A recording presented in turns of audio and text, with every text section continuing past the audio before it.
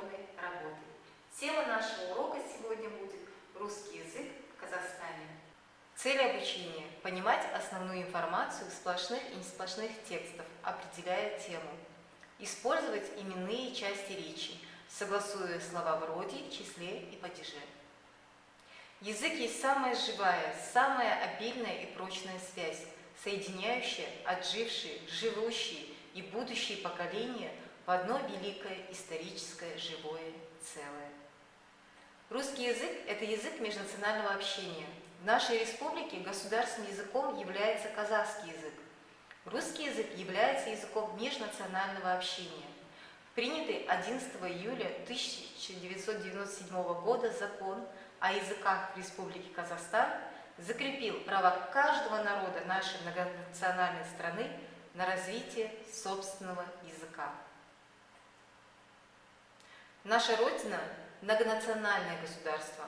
Русский язык является средством общения между народами нашей страны и поэтому называется языком межнационального общения. Изучение русского языка способствует взаимному обмену опытом между нашими народами, приобщению их к культурным достижениям в нашей стране и к мировой культуре. Абай Кунанбаев сказал: «Знать русский язык значит открыть глаза на мир». 25-е слово назидания. Великие казахские просветители Абай Кунанбаев, Ибрай Алтынсарин считали, что казахская молодежь сможет познать русскую культуру и науку только тогда, когда овладеет русским языком и литературой. Они призывали молодежь знать свой родной язык и вместе с тем изучать русский язык. Они считали, что в школах должны изучать два языка – казахский и русский. Казахский язык – это наш духовный стержень. К русскому языку и к кириллице мы должны относиться столь же бережно, как к казахскому языку. Владение русским языком – это историческое преимущество нашей нации. Давайте с вами выполним задание. Прочитайте выразительно высказывания известных русских писателей о русском языке. Запишите в схему прилагательные из высказываний, называющие качество русского языка. Объясни значение записанных прилагательных. Русский язык настоящий, сильный, где нужно строгий, серьезный, где нужно страстный, где нужно бойкий и живой. Берегите наш язык, наш прекрасный русский язык. Это клад, это достояние, переданное нам нашими предшественниками. Дивишься драгоценности нашего языка, что не звук, то подарок, все зернисто, крупно, как сам жемчуг. Вам нужно записать схему прилагательной из высказываний. Какую схему? Нам нужно с вами сделать кластер. Найдите из текста прилагательные, которые обозначают, что такое язык, которые его описывают. Можно нарисовать примерно такой кластер. Вот, посмотрите текст и найдите в нем прилагательные, характеризующие русский язык. Вот вам пример кластера. Русский язык какой?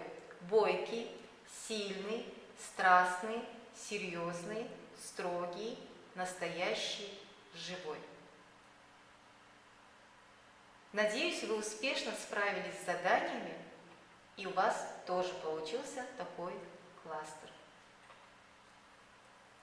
Давайте мы с вами повторим правило. Мы только что сказали, что все слова, которые характеризовали русский язык, отвечали на вопрос «какой?».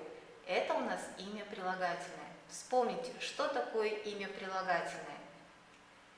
Это часть речи, которая обозначает признак предмета и отвечает на вопросы «какой?», «какая?», «какое?», «какие?», «чей?», «чья?», «чье?», «чьи?». Имя прилагательное изменяется по родам, числам и падежам.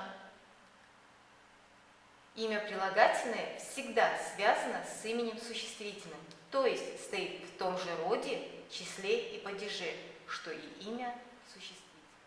Алгоритм определения окончания имен прилагательных. Найди существительное, с которым связано имя прилагательное. Определи род имени существительного. По роду существительного узнай род имени прилагательного и выбери окончание. То есть запомните, что существительное и прилагательное должны согласовываться в роде, числе и падеже. Примеры посмотрите.